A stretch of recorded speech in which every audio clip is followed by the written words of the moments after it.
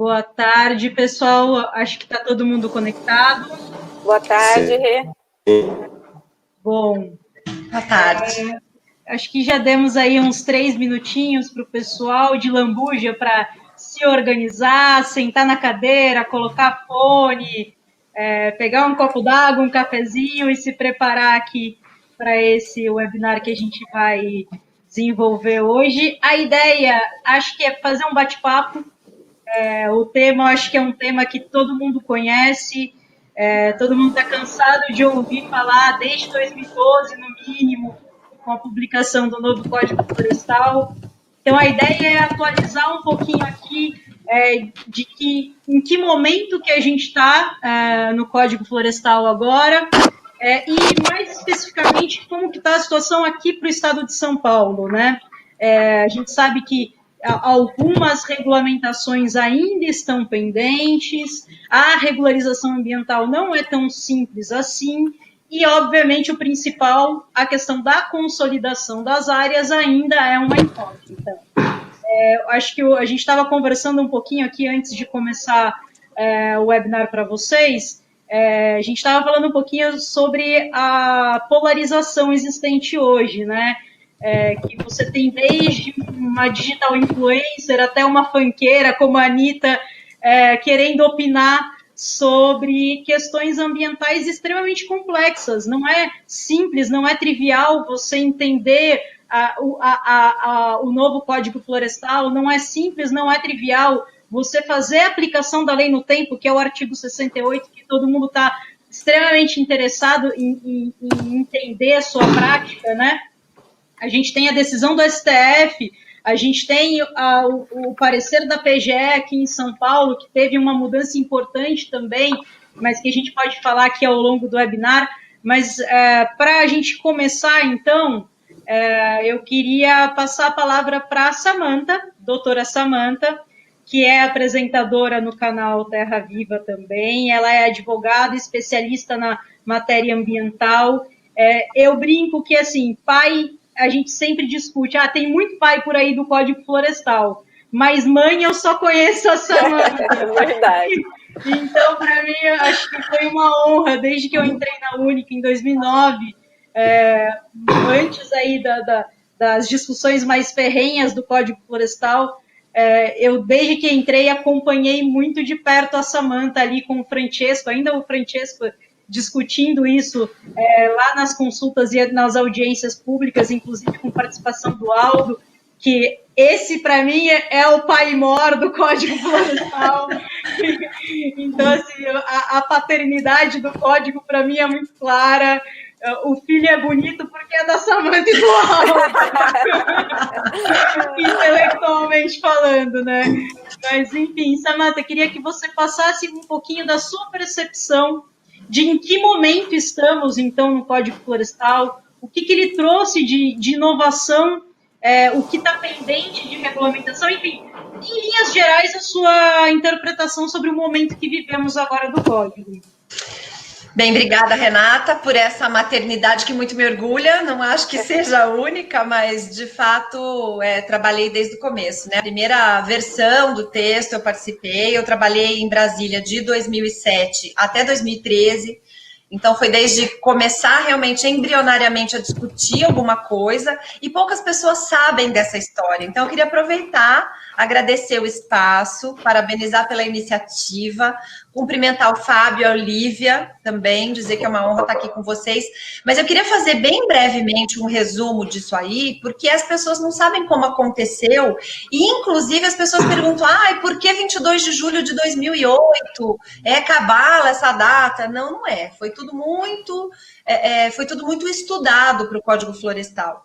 E estava se discutindo na época, em 2007, que existia muitas leis ambientais, existiam muitas obrigações ambientais que o produtor não sabia mais nem qual seguir, porque eram mais de 16 mil normas, entre leis, decretos, portarias, resoluções, algumas contraditórias, algumas que se confundiam no tempo, né, que tinha pró-várzea e depois não podia usar várzea.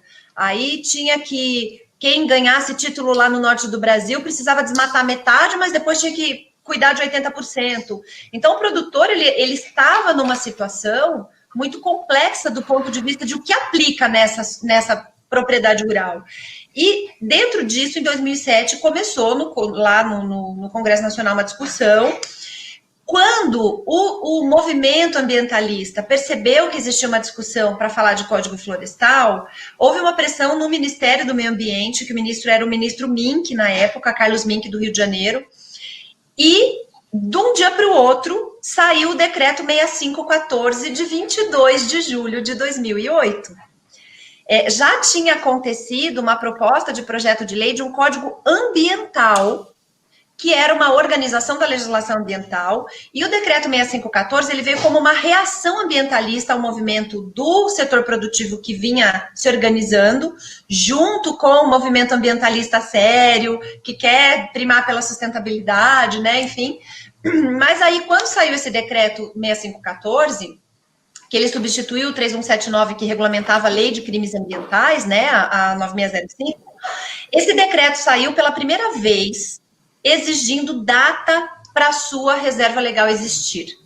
A reserva legal teve seu embrião lá em 34, no Código de 65 se falou também de uma porcentagem de mata a se proteger, mas nunca tinha havido uma data. Até o dia tal você tem que ter a sua reserva legal. E o decreto 6514 trouxe essa data, falou daqui um ano todo mundo tem que ter reserva legal. Quando veio essa obrigação, Renata, todo mundo tratou de ver o seu quintal. E o ministro da Agricultura da época, que era o Reinhold Stefanes, disse, espera lá, nós vamos quebrar o país, porque 90% das propriedades rurais não tem isso averbado do jeito que tem que ser. E aí que o bicho pegou e todo mundo começou a correr atrás de fazer um grande movimento para a reforma do Código Florestal, né? De fazer com que essas coisas acontecessem. O pessoal, será que pegou a parte da explicação ou não? Eu tô lá na outra sala, eu tô lá na outra sala também postando, ó, para continuar. Eu vou até falar aqui, deixa eu abrir aqui o microfone. Ó, pessoal que tá aqui acompanhando, eu coloquei o link para outra sala, tá? Essa sala tá caindo muito, quem quiser acompanhar vai nessa outra sala que tá aqui no chat. É só clicar nesse link que já entra na outra sala, ok? O sinal tá bem baixo aqui, tá aparecendo ali no canto. Não, mas tá bom o sinal aqui, e a gente está vendo aqui outras pessoas já entrando nesse novo link. Não, tem bastante gente conectando aqui já. Eu posso encerrar o outro? Pode encerrar o outro. Vocês podem, porque tem uma equipe nossa que está no outro ainda. Pode encerrar vocês aí, se tiver com o outro aberto. Tá, já fechei lá, agora vim só para cá. Isso, o pessoal que estava lá vai vir para cá agora. Renata, tá no ar, viu? Tá liberado aqui. Não, ainda bem já que eu não voltou estava pra cá. me cutucando. Bom, eu vou deixar vocês aqui, então, que agora acho que a gente não vai ter mais problemas, tá? O anjo da guarda da TI a gente agradece, porque sempre que dá problema são vocês que cuidam da gente. Obrigada. Obrigada. Bom, gente, acontece para quem está acompanhando aí, peço desculpas, mas faz parte. Enquanto a gente não puder estar ao vivo, um pertinho do outro, tomando um cafezinho gostoso, a gente vai ter que continuar dependendo das ferramentas mesmo. E obrigada ao pessoal que já veio, né? Tá aqui, Carla, paciência. Pessoal que Felipe, obrigada. também. Felipe, da São Martinho, a gente fez com ele, né? Um dos webinars novos. É verdade. Foi muito bacana Exatamente. assistir. Obrigada, gente. Então, vamos lá, Fábio, acho que você... Te interrompi, Fábio, mil desculpas. Imagina. Por favor, retoma aí o raciocínio. Então, só para quem perdeu, o que eu tinha pedido para o Fábio era para ele trazer um pouquinho aí da temperatura e da sensibilidade dele com relação à ferramenta em si, ao SICAR SP, especialmente nesse novo contexto em que o SICAR SP saiu da Secretaria de Infraestrutura e Meio Ambiente e foi para a composição da Secretaria da Agricultura e Abastecimento aqui do Estado de São Paulo. Por favor, Fábio. Tá, só concluindo a linha de raciocínio que a gente começou em relação ao GERD, concluímos os estudos, vimos que existiam algumas falhas em relação ao mapeamento do vazio que existia no Estado de São Paulo, dos 13% de cana que não haviam realizado o cadastro ambiental rural, e fazer a lição de casa, né, Renata? Pedimos esses 13% para a gente tentar identificar quem cometeu a falha de não realizar a inscrição. Pedi para ele mandar os arquivos, a equipe dele acabou disponibilizando esses arquivos para a gente, e pedi para a equipe da Canoeste mapear as áreas aqui no estado de São Paulo, mais na região aqui da área de abrangência Canoeste Sertãozinho, para a gente ver onde estavam essas falhas. E a gente viu que muitas das falhas eram relacionadas ao sistema. Então, a gente vê que o setor fez sim a lição de casa, elaborou os cadastros, tanto nas unidades industriais, como as associações que representam os fornecedores de cana. E em relação ao CAR, Renato, a mudança da Secretaria do Meio Ambiente para a Secretaria da Agricultura, né? Eu vejo uma mudança drástica em relação às análises pelas secretarias, porque quem acompanhou, quem pega o CAR para mexer no CAR, na ferramenta do cadastro ambiental hoje, no CIGAM, ela é bem complexa, ela tem bastante botões, bastante abas de adequação ambiental, regularização ambiental. Então, o pessoal que acaba pegando o sistema de primeira acaba se perdendo. Não é mais um manual simples, onde você simplesmente, aquela conversa que a gente ouvia no início da elaboração dos cadastros, que qualquer um tinha condição de fazer o cadastro, qualquer um poderia fazer o cadastro, e a gente vê hoje na prática que não é bem assim. A gente precisa ter o produtor rural, principalmente, o proprietário do imóvel, precisa ter um conhecimento, sim, principalmente de TI, para estar fazendo o cadastro. Não é um sistema simples de mexer, que ele ainda enfrenta problemas. Recentemente, eu tive uma conversa com os desenhistas e eles me disseram que estão com um problema. Cada hora que você clica numa aba adequação ambiental, a consolidação vai diminuindo. Então, cada hora que você vai clicando para o sistema averiguar o que você tem de passivo, a sua área de consolidação vai diminuindo. É uma pane do sistema. Então, esse sistema ainda tem que passar por reformulações, adequações, não é um sistema que está pronto, mas como a Samanta bem colocou, o produtor está sem balcão. O produtor não sabe quem procurar para regularizar os imóveis. Então, eu acho o ponto fundamental aí, tá todo mundo me liga, o pessoal me encontra e fala, Fábio, e aí, agora o que eu faço? Qual que é o próximo passo? E não tem um próximo passo, a gente não consegue passar para o produtor qual que é esse próximo passo no estado de São Paulo. O que eu vejo que é um estado que sempre saiu à frente dos demais, sempre foi inovador em relação à tecnologia, a desenvolvimento, e eu vejo outros estados hoje saindo na frente em relação já ao PRA, ao Plano de Regularização Ambiental, e estamos aí sem rumo, vamos falar, porque realmente estamos sem balcão para regularização de imóveis no estado de São Paulo. Então, hoje, se um produtor quer regularizar, não tem um caminho, não tem um roteiro e um formato aí para regulamentar. Perfeito, Fábio. Eu acho que da fala do Fábio a gente sente muita insegurança, né? E eu acho que isso é algo que realmente está afligindo todo o setor, não só o setor sucroenergético, mas todo o agro paulista, porque a gente realmente está vivendo um momento de insegurança muito grande. Eu queria aproveitar, então, o momento e passar a palavra para a Olívia. Acho que a Olívia tem aí um desafio enorme à frente aí da área ambiental da usina que ela representa. Acho que ela está na mesma situação que todas as outras usinas, então todo mundo tem aí uma preocupação muito grande, não só com as suas áreas próprias, mas com as suas áreas, inclusive, de fornecedores. A gente sabe que existe aí um movimento forte de questionar, inclusive, o processamento da cana-de-açúcar vinda de uma área de fornecedor que não esteja regular, tentando trazer algum tipo de obrigação para que a usina seja, entre aspas, aí um órgão fiscalizador. A gente sabe o quanto isso é absurdo juridicamente, mas ocorre, a gente já ouviu isso em vários ambientes.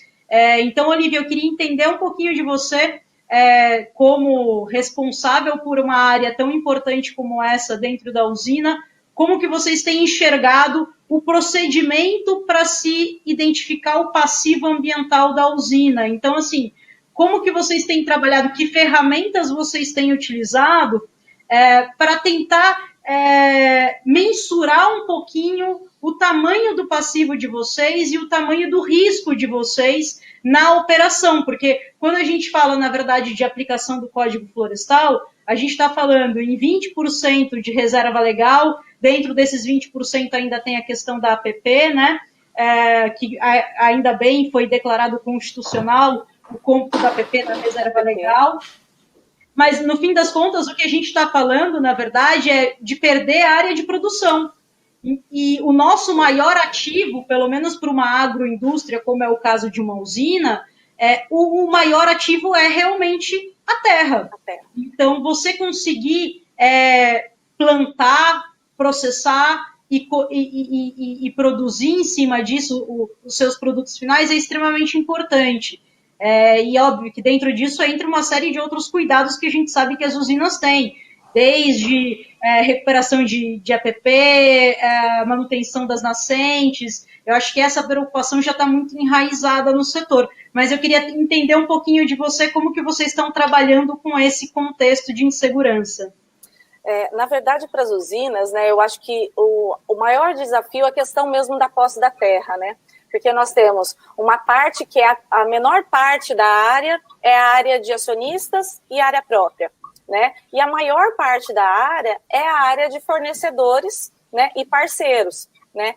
E o Fábio, ele sabe dessa realidade. Hoje a gente tem muitos pequenos parceiros e fornecedores, áreas pequenas, que muitas vezes essa pessoa não tem nem o conhecimento e não tem condição de fazer essa regularização. Então, a usina, eu acho assim, ela tem alguns mecanismos que ela pode estar agindo para auxiliar tanto os fornecedores quanto o parceiro nisso, né? Que é mais a questão técnica e educativa. A gente dá esse suporte para o parceiro e para o fornecedor e tentar achar mecanismos, como, por exemplo, você inserir uma cláusula no contrato com o seu parceiro, com o seu fornecedor, que tenha essa questão da regularização da área dele, é muito importante, é um modo de incentivar, de fazer uma pressão, vamos dizer assim, para que ele se regularize. Mas a nossa parte, eu vejo que é muito importante o apoio mesmo social, que é de orientação, dar cursos, treinamentos para esse pessoal, explicando o que é o código, como ele pode fazer para aplicar o código na prática, que é a maior dificuldade dos produtores, né? Porque a usina, em tese, como você falou, legalmente, ela não tem nenhuma ação direta, né? Porque a maioria dos contratos dos fornecedores e dos parceiros contempla somente a área agricultável, né? É excluído desse contrato a reserva legal e as áreas de preservação permanente. Então, a gente não consegue ter uma ação direta. A nossa ação é indireta. Da mesma forma como você falou, cada vez mais nós somos responsabilizados, corresponsabilizados por essas áreas, né? Todo negócio, ele parte do princípio que você consiga transmitir para toda a sua cadeia de negócio o seu valor. Então, para a usina, não é interessante, né, e ela não quer isso, nem para a imagem dela, que ela esteja cumprindo legalmente toda a questão de adequação legal, né, ambiental, e seus parceiros e fornecedores não. Então, a gente tem que criar mecanismos de apoio para que isso aconteça, né? No caso da usina Lins, a gente tem, assim, um programa que eu falo que é um diferencial, é um grande diferencial, que nós realizamos para todos os parceiros e fornecedores que querem aderir ao programa. Nós realizamos toda a parte de reflorestamento de APP. Fazemos tudo, desde o projeto, o levantamento da área, o plantio, e cuidamos da área por 2 anos. Porque no início do programa, quando nós começamos, nós perdemos muita área, porque fizemos todo o processo, daí quando você deixa para o produtor, ele não tinha o know-how para fazer esse cuidado, às vezes não tem condição financeira de fazer esse cuidado. Então, hoje a gente cuida até 2 anos, até chegar num estágio aí que a mata possa se desenvolver. Então, eu acho que hoje a usina, ela tem muito know-how em conhecimento, né? E é isso que ela tem que passar para os fornecedores e para os parceiros, esse apoio de conhecimento. E, além do conhecimento, auxiliar na adoção doando mudas, disponibilizar um maquinário, se necessário, para alguma atividade. Então, essas pequenas ações fazem toda a diferença, principalmente pelos pequenos produtores, que hoje é a maioria. Assim, nós, por exemplo, no nosso caso, nós temos muito pequenos produtores. Para vocês terem ideia, entre produtor e parceiro, fornecedores e parceiros, nós temos praticamente quase 700 propriedades. Então, não é simples para uma usina administrar toda essa área, né, que ela não tem ação direta, é somente uma ação indireta, né? Com certeza. Olívia, eu queria pegar o gancho numa frase que você trouxe, que eu acho que é um conselho muito importante para as outras usinas, e queria aproveitar a presença da Samantha, que obviamente é uma referência no direito ambiental. Você citou a adoção aí da usina de incluir nos contratos uma cláusula ambiental. Samantha, eu queria ter um pouquinho aí da sua sensibilidade com relação a isso, você que obviamente, aí uma expert no assunto. Então, eu queria entender o que você pode trazer de conselho para as usinas, para que elas se protejam nesses arranjos contratuais, né? Mesmo com toda a insegurança que a gente tem hoje, qual é o tipo de cuidado que se precisa ter no momento, então, de uma... óbvio que os contratos normalmente têm um prazo de vigência longo, mas no momento de uma revisão contratual, qual que seria o cuidado, o zelo para uma cláusula interessante nesse sentido? A pergunta de $1 milhão, né, Renata? A gente percebe assim que os contratos geralmente são de 5, 6 anos, né, por conta da safra, e que se nós formos fazer essa conta, nós já estamos com 8 anos de Código Florestal, a gente já está nessa revisão de contratos pós-código. Quem assinou logo que foi ali aprovado o código, já está, todos os contratos com fornecedores já estão nas novas regras. O que a usina tem que ter em mente sempre é que responsabilidade ambiental é solidária. Então, por mais que haja uma intervenção, algum dano ambiental na área do fornecedor, na área do parceiro, quem estava operando para plantar, quem estava operando para colher, quem está aplicando vinhaça, quem está fazendo, é a usina. E não tem como a usina dizer, não, a área do cara, eu não tenho responsabilidade. Infelizmente, não é o que a gente vê. A gente vê que, por mais que a diligência não seja da usina naquele dano que aconteceu, principalmente por fogo, que eu acho que é o que é mais comum, né? Fogo, tinha cero, não tinha cero. O cero estava limpo ou não estava? Toda essa avaliação é feita com base na usina. Então, a gente, sim, aconselha colocar uma cláusula contratual que mesmo nos casos de responsabilidade solidária, porque o órgão ambiental não quer saber de quem é culpa, se há dano, a responsabilidade é objetiva, ela não depende de culpa, se foi o cara que fez ou deixou de fazer, mas ela coloca uma cláusula de obrigatoriedade daquele fornecedor de se manter em regularidade com as normas ambientais. O primeiro ponto, né? Primeiro, de se manter num compliance. Tá na moda a gente falar compliance, não é nada mais do que a conformidade ambiental da propriedade. E fora isso, tem sim que colocar nesse contrato alguma coisa que garanta à usina um direito de regresso, um direito de rescisão contratual, algum tipo de punição a esse... nós não estamos falando aqui do fornecedor que é um cara bacana, que cuida da área, não, nós estamos falando de gente que muitas vezes se aproveita da situação de ter a usina presente na sua propriedade para fazer algumas coisas que não poderia, ou para repor a sua APP, que não era obrigação da usina, e o cara acaba dando um jeitinho de fazer com que a usina arque com aquilo. Então, essas cláusulas, elas acabam intimidando os oportunistas, fazendo com que esse fornecedor ele tenha um pouco mais de cuidado e responsabilidade com relação ao que é da usina. E uma coisa, Renata, que é importante a gente dizer é assim, aqui na região de Ribeirão Preto, eu estou em Ribeirão Preto, nós temos gente brigando por área. As usinas têm uma falta de áreas, então os fornecedores eles acabam fazendo assim um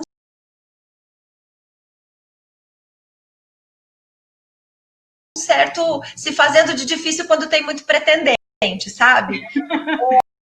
Como você reflete o histórico de uma propriedade nesse sistema, mas mesmo assim, a gente precisa de uma interlocução entre os técnicos e o departamento jurídico, porque, infelizmente, não é uma análise trivial, não é uma lei federal simples de se entender, a gente não tem ainda uma regulamentação específica para São Paulo com relação aos procedimentos para consolidação de área, pensando no artigo 68 e no 27 aqui da lei estadual. Então, realmente, é muito importante que vocês estejam aí atentos com essas duas áreas. Posso pedir um pedacinho aí, já que você falou disso, Lógico. A gente aconselha também que nas usinas haja um comitê de sustentabilidade interno da usina, onde o cara do agrícola participa, da indústria participa, do jurídico, do administrativo, do RH, do fundiário, porque isso tudo se conecta, né? O meio ambiente, como ele é muito transversal, se você consegue uma vez por mês, sentar todo mundo para falar do ponto de vista ambiental, qual é o risco? A oficina está perto de um riacho, né? A gente consegue identificar os riscos ambientais e minimizá-los dentro da usina. Então, o meio ambiente passou a ser um assunto de todo mundo, né? Ele deveria ser muito mais, né? Eu falo assim que o meio ambiente ele veio em destaque agora nos últimos 2 anos, muito no nosso setor, por causa do RenovaBio, né? Mas eu sinto muita falta do assunto ambiental em grandes fóruns do setor, e mesmo fóruns sem ser do setor, né? Assim, fóruns econômicos, por exemplo, porque não tem como você falar de economia, né, de sustentabilidade, sendo que a economia é um dos pilares, né? Então, assim, esse assunto, eu acho que agora a tendência é começar a ficar cada vez mais evidente, né? E a gente tem que melhorar nossa comunicação. O setor como um todo, a gente falha na comunicação, né, Rê? Até a Única está fazendo um trabalho muito bom agora, está focando muito a comunicação. Então, assim, eu acho que a gente já faz muita coisa, precisa mostrar o que faz. E com relação ao Código Florestal, eu acho que o setor está bem adiantado com relação a outros setores do agro, né? Essa é a minha visão. Porque em 2007, nós começamos a falar de adequação de área ambientalmente no etanol mais verde, né? Que hoje é etanol mais verde e era etanol verde. Quer dizer, lá atrás, em 2007, nós já estamos incentivando as usinas a se adiantarem, né? E começarem a regularizar suas propriedades, a terem APP e tudo mais. Agora o RenovaBio veio reforçar isso, né? Que um dos critérios de elegibilidade do RenovaBio é justamente adesão ao CAR. Então, o nosso setor, ele está fazendo muito, né, assim, está fazendo a lição de casa, eu acho muito bem feito. A gente precisa mostrar tudo isso que está sendo feito para ver se ajuda a desmistificar nosso setor, né, perante a sociedade como um todo, né. É uma coisa que a gente discute muito, eu junto com a Renata, no protocolo, né, Renata? No protocolo agroambiental. O setor faz muito, mas não comunica tudo que faz. Exatamente. E falta muito isso para a gente, eu acho. Tanto a gente reunir usinas e produtores aí e começar a mostrar, tanto para a sociedade como para outros países, o que a gente desenvolve e cria dentro do setor de cana. Até porque, né, o setor deixa... Pode falar, Rê. Não, eu só queria aproveitar, porque a gente está com bastante pessoas aqui acompanhando, e eu até agora não vi nenhuma pergunta aqui no chat. Eu imagino que tenha sido porque eu não falei perguntas. Isso. Então, gente, se vocês tiverem alguma dúvida específica, quiserem aproveitar a oportunidade aqui, tem a Samantha, que é uma grande referência, a Olivia, que tem aí a parte prática dentro da usina, o Fábio, que é o mago do georreferenciamento, e eu, que adoro fazer uns pitacos aqui também. Então, fiquem à vontade para fazer aqui as suas perguntas. Olivia, sem querer te cortar, mas já te cortando, eu tenho aqui um fluxo de ideias, né, com relação à aplicação do Código Florestal, e como a gente está aqui com bastante gente, eu queria realmente trazer algumas informações para vocês. Samantha, por favor, você me complementa, você está acompanhando bastante aí as discussões também. Com relação ao Código Florestal, acho que tem algumas coisas que a gente tem que deixar claro do que é constitucional. o que está valendo. Então, já foi decidido, não tem mais como voltar atrás, está julgado pelo STF, foi revisto pela PGE. Então, eu queria deixar algumas informações para vocês aqui importantes. Então, a primeira delas, as nossas cláusulas pétreas, né, dentro do Código Florestal. APP na reserva legal, ok, o STF falou que é constitucional. Então, aqueles 20% de área que você tem que ter para a finalidade de reserva legal, você também vai incluir a sua área de APP aqui dentro, para atingir esses 20%. Isso é um ganho enorme, até mesmo porque você não tinha muita justificativa de ter dois institutos com o mesmo tipo de obrigação, né, de restrição. Acho que o outro ganho enorme que a gente teve, eu acho que esse é o maior ganho do Código Florestal, foi a declaração de constitucionalidade do artigo 68. O que é o artigo 68? É aquele que fala da aplicação da lei no tempo. O que significa aplicação da lei no tempo? Você, proprietário rural, estava numa área de cerrado em 1973. A gente sabe que cerrado, como área protegida para fins de reserva legal, passou a ser protegida a partir de 89. Com o advento do artigo 68, ou seja, com a aplicação da lei no tempo, se você converteu uma área de cerrado antes de 89, significa que a sua área é consolidada, ou seja, você não precisa fazer reserva legal ali. Isso é extremamente importante, por quê? Porque a gente sabe que o Estado, a partir da década de 70, incentivou muito a abertura de novas áreas aqui no país, principalmente na região centro-oeste. Então, acho que é muito importante a gente deixar claro isso para vocês. Qual que é o problema? O problema é que a gente ainda não tem o procedimento para declaração da consolidação aqui no estado de São Paulo, por exemplo. Outro instrumento que é extremamente importante, aí eu já pego o gancho aqui do parecer da PGE, é com relação aos pequenos proprietários. A Samantha comentou, e eu acho que o Fábio também falou disso, que a maior parte das áreas são áreas de até 4 módulos fiscais.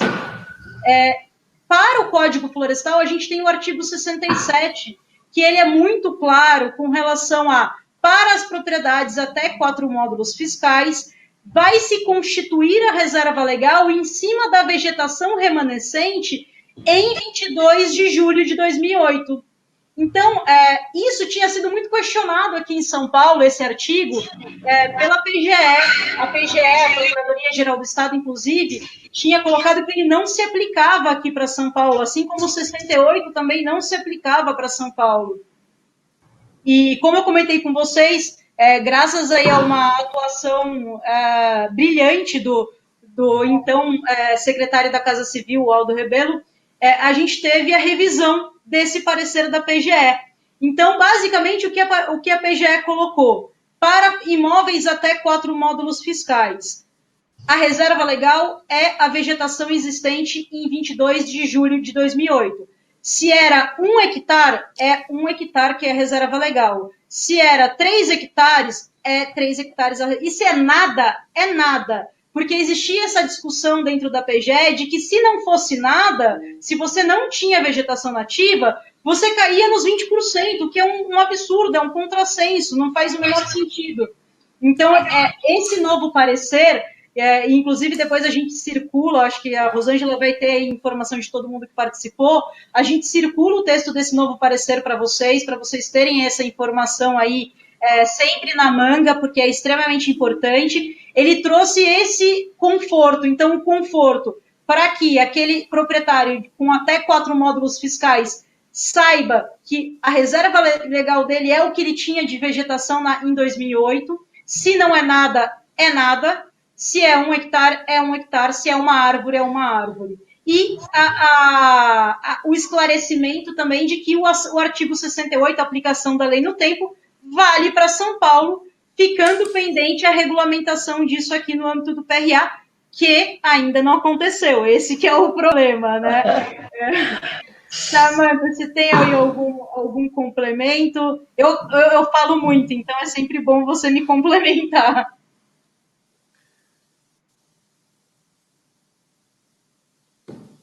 Sem áudio, Samantha.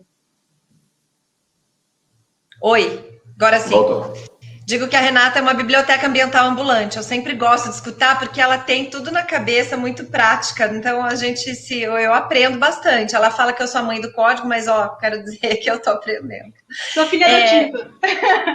Eu complementaria só dizendo o seguinte, que ao artigo 68 do Código da Lei Federal, que fala que se você desmatou de acordo com a lei de reserva legal da época do desmate, você não deve reserva, este artigo específico, nós temos um melhor aqui no estado de São Paulo, que já foi julgado constitucional e que não adianta ninguém, Ministério Público pode espernear, enfim, todo mundo pode espernear, mas ele é aplicável, que é o artigo 27 da 15684, que é a nossa lei estadual do PRA. Aqui em São Paulo, o que a gente fez aqui? O que foi feito aqui? Lá dizia, de acordo com a lei da época. Aqui a gente pegou esse lei da época e traduziu. Então, qual era a lei da época? Se o bioma era cerrado, a lei era de tanto a tanto. Se o bioma era de floresta, a lei era de tanto a tanto. Então, ele tem uma tradução disso. E não há nenhum impeditivo de você, no ato que você faz o SICAR São Paulo, e aqui o Fábio também pode me complementar. O sistema de São Paulo tem uma particularidade ao sistema federal, que no federal você não pode anexar documento para mandar. E aqui em São Paulo você pode. Sim. Você tem uma aba em que você tem lá anexos. Então, você pega esse anexo, se você está no bioma cerrado, e aí nós temos outra discussão aqui em São Paulo que eu não quero nem mexer, que é a tal da identidade ecológica, mas eu vou falar só do bioma. O Código Florestal fala que você tem que compensar no mesmo bioma, ou que você está no bioma cerrado ou bioma Mata Atlântica para não precisar de reserva.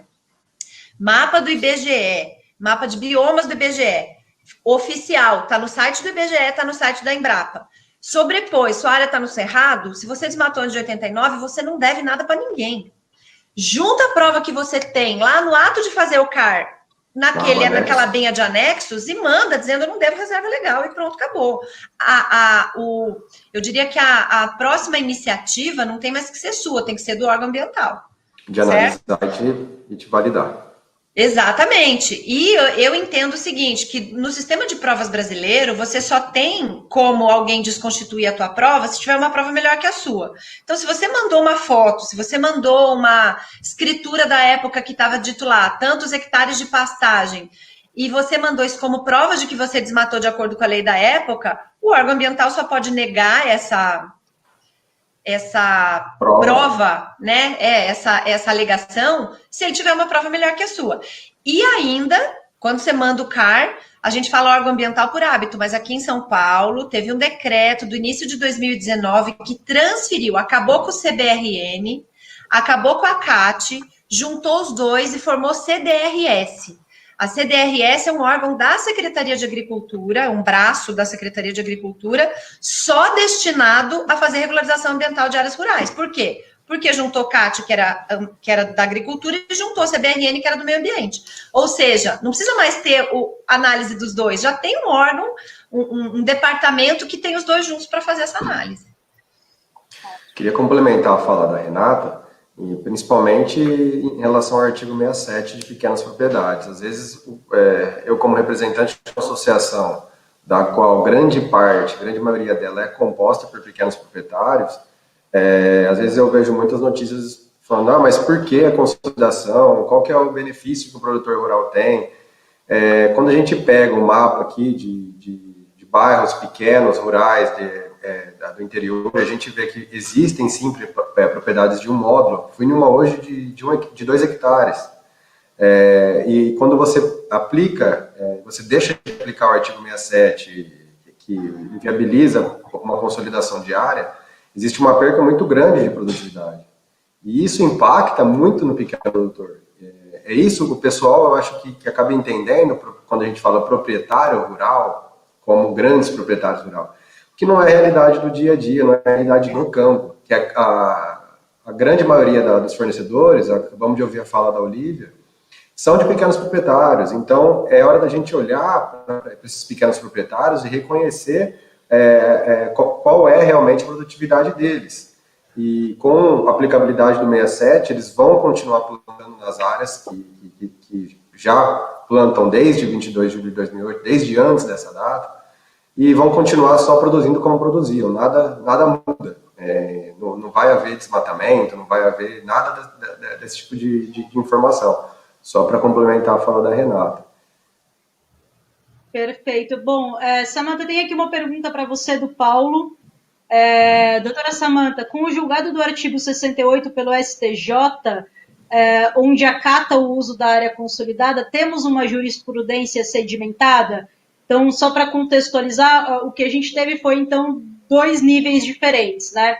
No STF, só para trazer a pergunta de uma maneira mais objetiva, no STF, a gente tem, então, a declaração da constitucionalidade do 68, porém, no STJ, a gente tem uma desconstrução disso, né? Então, a gente observa uma série de decisões falando que não tem a possibilidade de você ter uma lei que traga retrocesso ambiental. Doutora Samantha, explica, ajuda. Nossa, que fácil que tá isso hoje, tá super tranquilo. Na verdade, o que a gente tem, e aqui eu já falei, né? Eu vou construir inimizades, mas enfim, o que nós temos hoje é uma teimosia jurídica por parte do STJ em relação à aplicação do Código Florestal. Estamos longe de ter uma jurisprudência sedimentada, Paulo, por conta do reconhecimento da área rural consolidada. Nós tivemos um julgamento do STJ em que reconheceu o uso da área consolidada, que foi em um caso particular, então isso não é aplicável a todos os casos, mas a grande maioria da jurisprudência dos julgados do STJ tem sido: assinou TAC, assinou TAC, tem que cumprir TAC, não dá para rever, não está escrito na lei, no Código Florestal, que você tem que rever TAC especificamente, mas no decreto 8235 de 2014, que regulamenta o Código Florestal, o artigo 12 é explícito: os termos de ajustamento de conduta ou afins que foram assinados de acordo com a lei anterior deverão ser revistos. Não é deverão. A requerimento do produtor serão revistos. Ou seja, não é uma faculdade. Pode falar, Fábio. E tem essa opção dentro do CAR de revisão de TAC. Então, no SICAR São Paulo, você já tem que listar os TACs que você tem assinados. Ou seja, já foi julgado constitucional pelo STF a possibilidade de revisão, já foi julgado por várias instâncias inferiores, mas quando chega no STJ, o STJ diz: não, é ato jurídico perfeito, a lei não pode retroagir, porque é um retrocesso ambiental ou é ato jurídico perfeito. Em relação à área consolidada, a mesma coisa. O STJ tem entendido, na sua maioria, que quando houve um questionamento pelo desmatamento ilegal ocorrido naquela área, ele não se enquadra no 68, a área não é consolidada porque estava pré-questionado. E a lei não pode retroagir para atingir esse ato, por conta... Em direito, a lei não retroage para atingir 3 atos, né? O ato jurídico perfeito, o direito adquirido e a coisa julgada. E a coisa julgada, existe uma definição específica, é só quando não existe mais pendência de recurso. Só que o STJ não tem entendido assim, ele diz que se judicializou aquele desmatamento ilegal, não pode aplicar o 68. Então, foi um caso isolado de entendimento de aplicação de área consolidada, não está pacificado, assim como 67 não está pacificado. As pessoas entendem, o Ministério Público entra, sim, com ação civil pública, várias, contra produtores rurais menores de 4 módulos, para que façam as suas reservas legais, com base em desmatamentos ilegais, o uso ilegal da terra. Então, infelizmente, não temos jurisprudência consolidada. E o pior, pela reiterada desobediência do STJ em cumprir o Código Florestal, o TJ de São Paulo chegou a escrever nos acórdãos: por causa do entendimento do STJ, esta turma muda seu posicionamento para não aceitar área consolidada, revisão do TAC, compensação e todas essas coisas, infelizmente. Acho que esse contexto demonstra o quanto a discussão é complicada, né? Tanto juridicamente quanto tecnicamente. Tem outra pergunta aqui, do Elton. Ele fala aqui um pouquinho do artigo 66 do Código, e ele quer entender um pouquinho em que momento a gente está no que se refere à compensação de reserva legal fora do estado de São Paulo. Samantha, por favor, você me complementa, tá? A compensação fora do estado de São Paulo, ela ainda carece de regulamentação, tá? A gente teve aí a publicação do decreto no início do ano, não é um decreto completo, primeiro porque ele não fala claramente, na verdade ele nem menciona a consolidação, que é o principal, ele abre aí para regulamentações via resolução, né, que em princípio não é o ideal, a gente sempre prefere ter a segurança jurídica de um decreto, mas, bom, respondendo a sua pergunta, nesse momento não temos um procedimento para compensação de reserva legal fora do estado de São Paulo, e mais do que isso, aí entra naquele assunto que a Samantha começou a tocar e que já até me deu dores na espinha aqui, que é a questão da identidade ecológica, que é o item que está pendente no STF. Porque os nossos ministros, eles são muito criativos, eles gostam de usar muitos sinônimos, né? Aquela coisa prolixa. E aí inventaram o tal dessa identidade ecológica, especificamente aí com relação à compensação, e criou-se aí, então, um temor de que você só pode compensar áreas se as áreas tiverem identidade ecológica. Lembrando que o código, na verdade, ele fala no conceito do bioma. Então, o que é identidade ecológica? Se não é bioma, dá a entender que é algo mais restritivo do que bioma. E aí a gente vem com toda aquela construção do Ministério Público Federal, de antes do código, na verdade, querendo trazer o conceito de microbacia.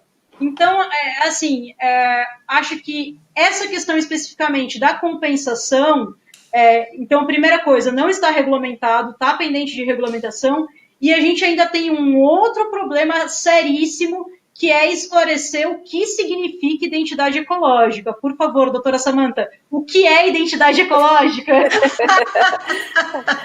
Nossa, Renata, que fácil! O que é identidade ecológica? Enfim, é muito importante a gente esclarecer que, tecnicamente, nos livros de ecologia, de biologia, de engenharia florestal, engenharia ambiental, não existe o conceito de identidade ecológica. Então, eu sou bióloga e nunca ouvi falar, viu, doutora? Olivia, me ajude, bióloga. Nunca ouvi falar.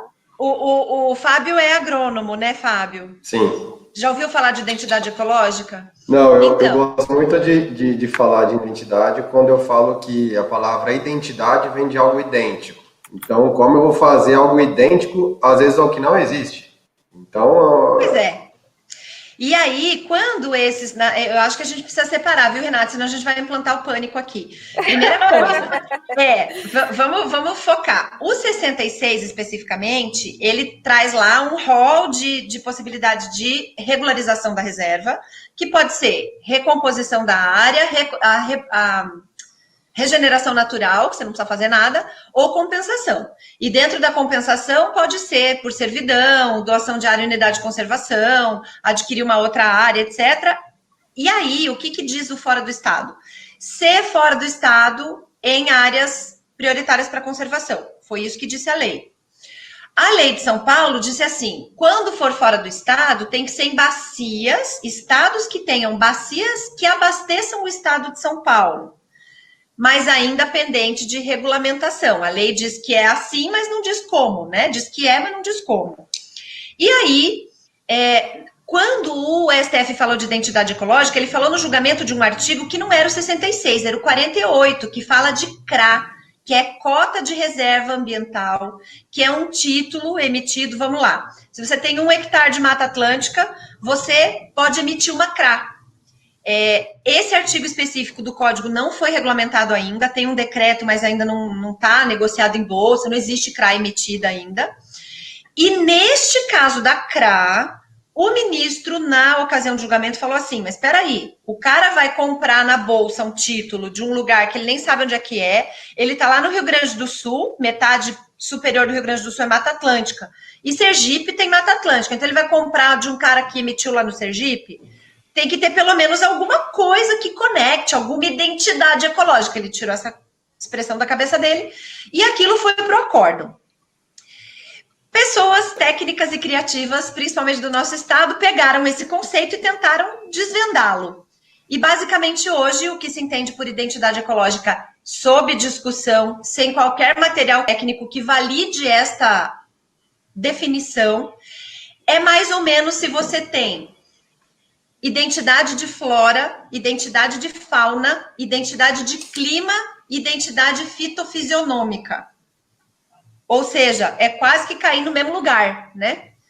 E aí você foge do conceito de bioma. Então é uma discussão ainda que está muito pífia, não tem nada ainda consolidado sobre isso. O Estado de São Paulo vem dando força para essa discussão, mas não existe aplicação prática, jurídica ou técnica de identidade ecológica ainda. E a compensação nessa, doutora, seria muito importante para nós, principalmente, por exemplo, na região aqui de Ribeirão Preto, igual você falou, a terra é disputada, é cara, né? Então, das usinas, os proprietários, terem esse jogo de cintura para avaliar, inclusive, economicamente, o que vale mais a pena, né? Ele reflorestar a área da propriedade dele ou ele compensar numa outra região. Porque... E eu vou mais além, viu, Olivia? Aí eu pergunto, se a gente for colocar na prática que a área que é muito valiosa e que tem pouca, e que tem potencial agrícola, né? Quando a gente fala, não, potencial. Quanto vai ser de prejuízo econômico para ele arrancar a cana e plantar a mata? Isso. E quanto isso vai trazer de benefício ecológico? Um capão isolado no meio do nada. Não é melhor ele pegar um maciço com continuidade, com conexão e fazer isso em outro lugar, ecologicamente falando? Então a gente precisa discutir essas questões para que seja aplicado de uma forma mais coerente, com mais bom senso, razoabilidade, né? E que traga benefício efetivo ambiental, né? Que é isso. Exato. Que é o principal, aí a interesse. Principal, né? O principal interesse, exatamente. O Paulo que agradeceu aqui a resposta é o Dr. Paulo Junqueira. Um grande abraço para ele nos acompanhando aqui, Renata. Perfeito. O Diego comentou aqui, só complementando o que o Felipe já tinha falado, que apesar do parecer da PGS ser claro aí com relação ao 67, que na prática existe ainda muita dificuldade em garantir o direito dos proprietários que têm até 4 módulos fiscais, né, que você ainda vê uma dificuldade muito grande com o Ministério Público, com o órgão ambiental, às vezes também, em ter esse direito efetivamente constituído. Eu recebi aqui outra pergunta, essa um pouquinho mais complexa, eu acho que, Samantha, teria que ser com você também, porque é bem jurídica, com relação àquelas propriedades que têm histórico de reserva legal averbada. Então, numa situação em que uma propriedade localizada no bioma cerrado fez a averbação da reserva legal em 85, o que já me estranha, porque, em princípio, a obrigação começou em 89, mas deve ter sido em função de alguma forçada de barra aqui do Estado, né? A gente sabe que isso acontece, e que essa propriedade acabou originando, então, um desmembramento de matrículas, que acaba remetendo a essa averbação original aí. Como que fica a situação dela? Né? Ela está irregular, ela está regular, ela precisa fazer alguma coisa do ponto de vista cartorário, lembrando que o Código Florestal novo, ele retirou a obrigação de averbação de reserva legal em cartório, né? A inscrição da propriedade e a demarcação da reserva legal no SICAR é suficiente para a Constituição, você não precisa da averbação no cartório mais. A averbação ficou só para quando houver compensação, que tem que averbar nas matrículas envolvidas nessa compensação. Quando terminou a discussão do Código Florestal, a ministra do Meio Ambiente era Isabela Teixeira. Ministra Isabela, de carreira do Ministério do Meio Ambiente, super técnica, foi muito questionada a respeito dessas averbações fictícias, porque você averba uma coisa que você não tem na propriedade por algum motivo, para liberar um licenciamento, um financiamento, alguma coisa. E ela, na ocasião, muito claramente disse, o CAR, ele veio para resolver situações e para fazer diagnósticos reais. Então, se você tem uma matrícula que tem averbação e você tem um cadastro com uma foto que te mostra que não há aquela vegetação averbada, você tem uma situação fática de passivo. E esse passivo tem as ferramentas do código para ser resolvido. Ele veio exatamente do artigo 59 em diante para resolver desmatamentos anteriores a 2008. Então, mesmo que haja uma averbação em matrícula de uma reserva legal, se ela for inexistente, o fato de estar averbado, o fato de ter um TAC, o fato de ter qualquer coisa, não te tira da condição de área rural consolidada, que tem a definição na lei. Qual é a definição da lei de área rural consolidada? Aquela com ocupação antrópica, né, com produção agrícola, pecuária ou de silvicultura, ecoturismo ou turismo rural, antes de 22 de julho de 2008, ponto. E se você tem área rural consolidada, independente do seu documento, você tem as ferramentas de regularização do código. E o código diz que se você desmatou depois de 89, antes de 89 o cerrado, você não precisa de reserva. Portanto, não tem impeditivo por você ter essa averbação no documento. Isso é fácil? Não. Isso está sendo aceito pelo Ministério Público? Óbvio que não. Mas já existe um direcionamento ao CNJ, depois do julgamento das ADINs, o CNJ que baixa as normas para os cartórios, né? O Conselho Nacional de Justiça que baixa as normas para os cartórios. E já foi encaminhado para o CNJ um direcionamento para os cartórios, onde houver averbação fictícia de reserva legal, que esse cartório averbe o CAR e debaixa naquela averbação de reserva legal fictícia anterior. Alguns cartórios fazem isso, outros não fazem. No Paraná, isso entrou até numa lei ou num decreto, toda a parte de regulamentação para os cartórios fazerem essa regularização já. Perfeito, Samantha. Você tocou aí na questão do cartório e isso tem sido aqui uma frequente aqui no chat. Eu estou vendo que tem várias pessoas falando aqui sobre dificuldades no cartório, tanto para o entendimento dos imóveis até 4 módulos, quanto para outras situações. Fábio, eu acho que você está aí no dia a dia com os fornecedores e com os pequenos proprietários. Queria ter um pouquinho aí de você, essa sensibilidade.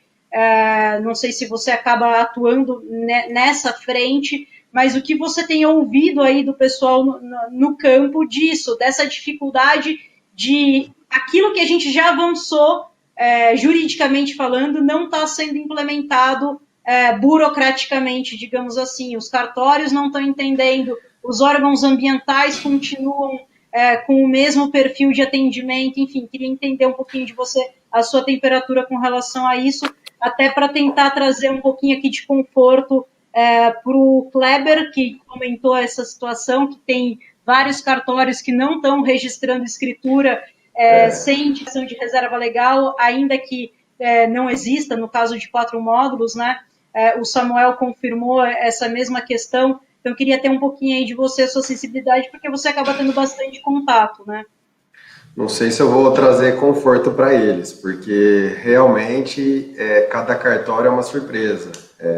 Quando a gente dá entrada nos processos, a gente dá entrada no processo de retificação de área, já referenciamento, ou até averbação de CAR, que acaba tendo que ser uma averbação nova, cada alteração no cadastro. Então, a gente vê que cada cartório, ele acaba analisando o caso de um jeito diferente de outro.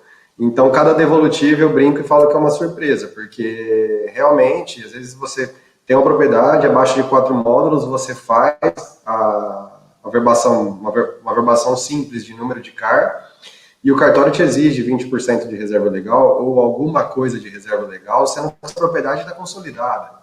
Como a doutora Samantha bem colocou, aplicando o artigo 67, uma propriedade pequena, abaixo de 4 módulos, ela não precisaria de ter recomposição florestal e o cartório exige.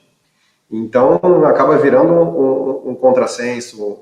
O produtor, ele fica, eu falo, a dúvida ronda o produtor, porque ele não sabe aonde regulamentar a propriedade e quando chega até os cartórios é exigido reserva legal. Eu falo para ele que a área dele está consolidada, vem o órgão ambiental e pede, vem o Ministério Público e pede, a lei fala outra coisa. Então, essa insegurança é o que ronda o produtor rural hoje. Tanto em cartórios, tanto no Ministério Público, tanto em órgãos ambientais.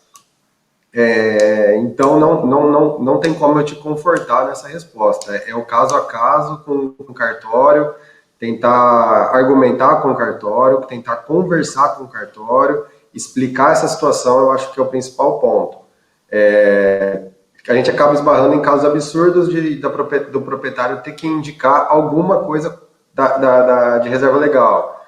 Então, vamos lá, uma propriedade abaixo de 4 módulos, onde ela é dispensada de ter os 20%, vem o cartório e fala, me indica alguma coisa de reserva legal. Mas alguma coisa o que? Alguma coisa. Então, você vai lá, indica 0,5 de hectares de reserva legal, o cartório aceita. Eu não vou dar conforto técnico, mas vou tentar dar um caminho institucional. Acabou travando. Voltou? Acho que o Fábio travou, não sei. Olivia, eu estou normal. Estou te ouvindo. Perfeito. Fábio, você travou fazendo beicinho no vídeo. Eu vou tentar dar conforto institucional. Tá? Vocês estão vendo? A doutora Samanta... Você também, Renata, travou aqui. Travei também? Putz. Bom, estão ouvindo? Estamos sim, Renata. Perfeito. Eu desliguei minha câmera. Para situações em que vocês estão tendo essa dificuldade nos cartórios, o que eu queria colocar aqui à única disposição, tá? Óbvio, o que o Fábio falou é muito importante, vocês precisam ter essa primeira aproximação com o cartório, levar os argumentos técnicos e tudo mais, mas numa situação em que o cartório é irredutível, eu gostaria muito de pedir para vocês trazerem esses casos aqui para a entidade, para o DOP, para a única, porque eu acho que quando chega numa situação como essa, a força de um grupo maior, a força institucional pode ajudar. A Samanta participa com a gente ali do fórum do agronegócio paulista aqui em São Paulo, sabe o quanto essa união de forças é importante. Então, queria colocar aqui a única disposição. Tenho certeza que a UDOP também está à disposição de forma regional, para que a gente tenha um encaminhamento desses temas de forma institucional, tá? Para essas situações em que o diálogo não está sendo possível, para que a gente tenha, de fato, uma pressão institucional em cima desses cartórios, tá?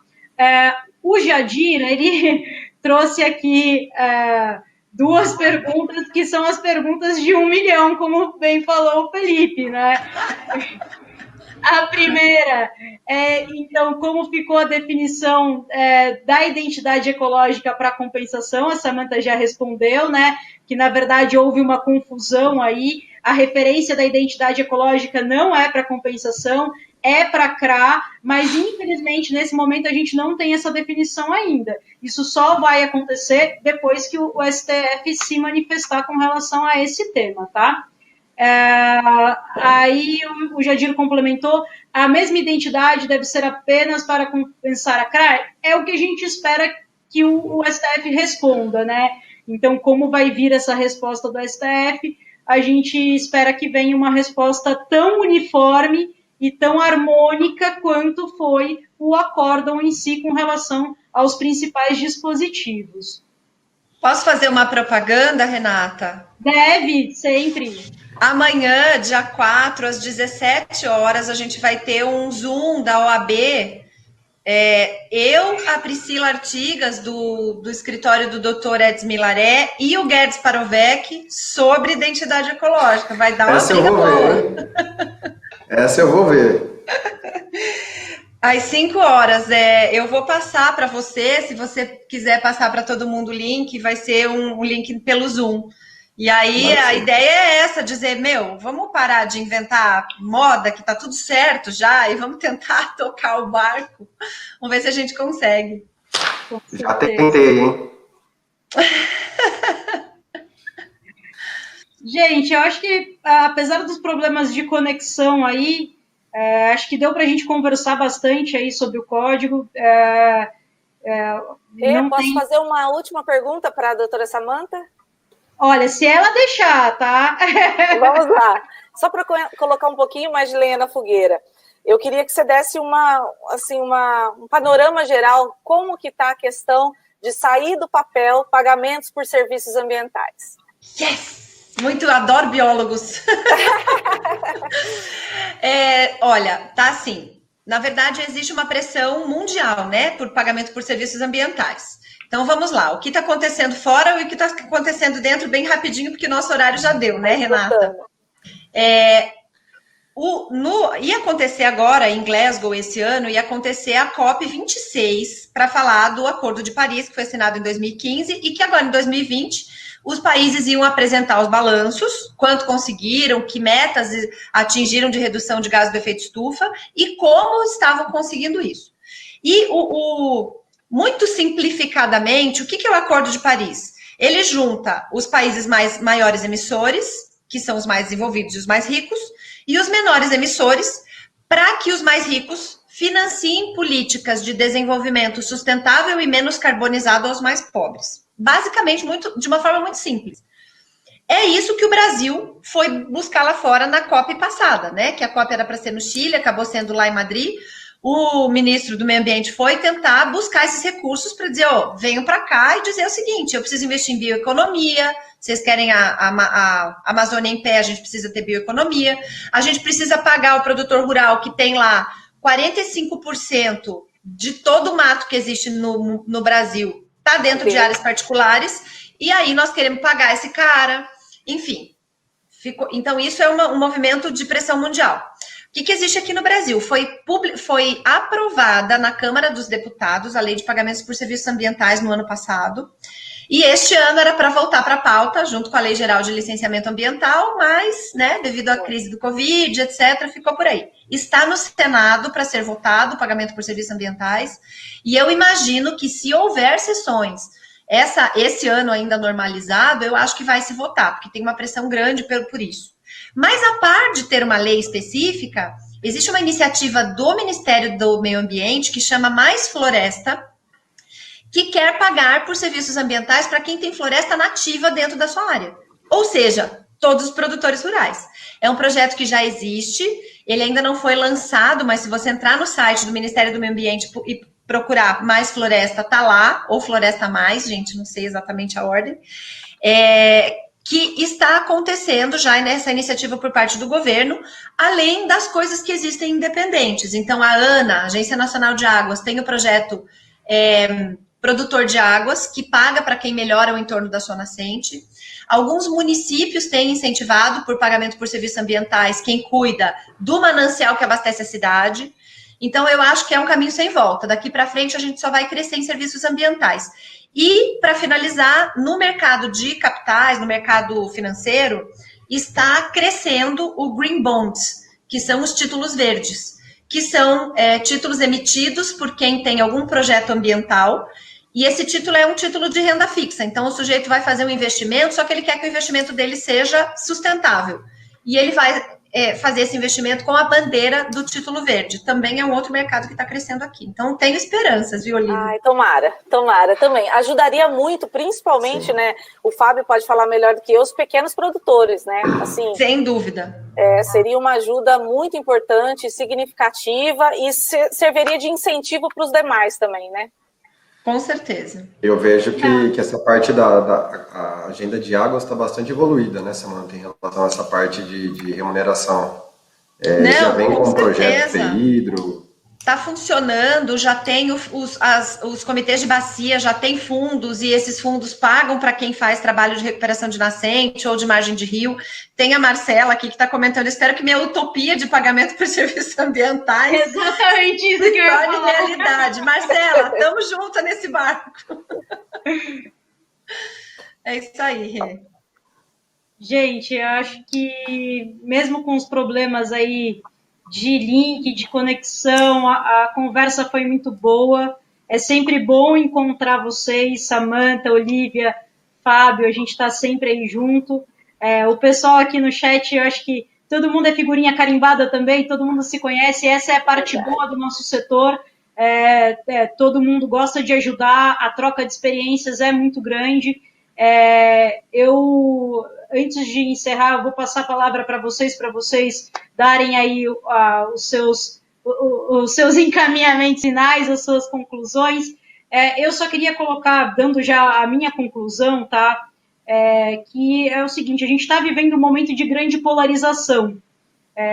Polarização política, polarização técnica, polarização social, e isso faz parte. A história tem uma interpretação do movimento histórico de que a história, na verdade, é pendular. Então, a gente tem um movimento pendular na história. Se a gente traz esse movimento pendular aqui para a discussão do Código Florestal, para mim fica muito claro que quando a gente teve, lá em 2012, a publicação do Código, para mim é aquele momento em que o pêndulo está exatamente no centro. Quando o pêndulo está no centro, é quando os temas evoluem, é quando a harmonia impera e as coisas realmente andam para frente. Infelizmente, a gente saiu desse momento de equilíbrio pendular e agora a gente voltou para um momento de polarização. O pêndulo não vai ficar polarizado por muito tempo. A gente espera que a gravidade atue e ele volte mais uma vez aqui para o centro. Então, o que a gente precisa nesse momento é realmente se municiar de informação de qualidade, ter argumento técnico para rebater. Não é porque o ministro deu uma declaração um pouco infeliz, usando uma expressão equivocada, que a gente vai perder todo o histórico do que o setor fez. Então, a quantidade de áreas recuperadas pelo setor aqui em São Paulo, a gente está falando em mais de 200 mil hectares de área de vegetação nativa recuperada. Como que você vai falar que um setor como esse quer que a boiada passe? Não dá para ser assim. Então, como que a gente rebate esse tipo de polarização extrema? Com informação de qualidade, com um embasamento técnico. Então, o que eu queria passar para vocês aqui de sensibilidade, de percepção se municiem. Não entrem naquela temperatura alta de ficar questionando ideologia, de ficar falando que é xiita. Não entrem nessa temperatura. Sempre se embasem em argumentos técnicos. Para nosso tema aqui, nós temos o STF e nós temos o TJ de São Paulo e nós temos o parecer da PGE. Então, se municiem disso. Absorvam essas informações, se apropriem dessas informações para que vocês tenham sempre a oportunidade de se manifestar de forma mais uniforme e mais coesa possível. Então, aqui eu encerro a minha parte, passo a palavra para a doutora Samanta, e em seguida para o Fábio e, por fim, para a Olívia. Eu vou ser bem breve, porque eu falei demais nessa webinar. Eu quero agradecer a oportunidade, parabenizar o DOP, parabenizar a Única, parabenizar vocês todos que estão sempre super envolvidos. E, por fim, o que eu quero dizer é que a gente está saindo de uma crise muito grave, né, da humanidade toda, e que a gente precisa só pensar em ser pacificador, né, no sentido de vamos fazer com que as coisas caminhem. É o agro que vai tirar o Brasil dessa crise, eu não tenho dúvida. É esse setor que funciona, é esse setor que garante superávit de balança comercial, e é este o setor que tem a produção, né, mais sustentável do planeta, principalmente a cana, que, na minha opinião, é o primeiro exemplo de economia circular do agro, porque até o bagaço é aproveitado para fazer, né, a vinhaça para fertirrigação, o bagaço para energia. Então, acho que a gente precisa ser pacificador e comunicar melhor que nós somos o agro mais sustentável do planeta e que é o agro que vai tirar o Brasil da crise. Obrigada, Rê. Obrigado, eu queria agradecer ao DOP, Renata, Samanta, Olívia pela parceria. Acho que a fala da Renata foi bem bacana nesse sentido. Dá orgulho trabalhar no setor de cana, porque a gente vê que realmente o pessoal põe a mão na massa e faz acontecer. Não é um pessoal que fala da boca para fora, é um pessoal que está no campo, está na lida, sabe o que acontece no dia a dia. Teve recentemente, acho que saiu ontem, um estudo da SOS Mata Atlântica, não sei se vocês chegaram a ver, sobre o desmatamento zero. Os relatórios apontaram agora no estado de São Paulo o desmatamento zero. Então, uma das principais culturas aí, se não a principal desenvolvida no estado, a gente vê que os produtores e as usinas e unidades estão respeitando, sim, a legislação ambiental vigente e produzem, além de preservar o meio ambiente. Então, muito obrigado, não vamos me prolongar aí, queria agradecer a todos, passar a palavra para a Olívia, um grande abraço. Eu também gostaria de agradecer ao DOP pelo convite, dizer que é uma honra ter participado com a Renata, com você, com a Samanta, né, que eu não conheço pessoalmente, mas admiro o trabalho já de longa data. E eu acho que, assim, a mensagem de todos nós está sendo muito isso, é a comunicação, né, a gente mostrar mais o que a gente está fazendo, sempre pautado pela legislação, está fazendo o que a legislação, cumprindo o que a legislação nos permite, né, e também desmistificar o nosso setor, mostrar que nós deixamos de cumprir as legislações ambientais somente por obrigatoriedade, né? O setor, ele é intimamente ligado ao meio ambiente, ele depende do meio ambiente, né? Então, se a gente degradar o solo, nós vamos ter menor produtividade.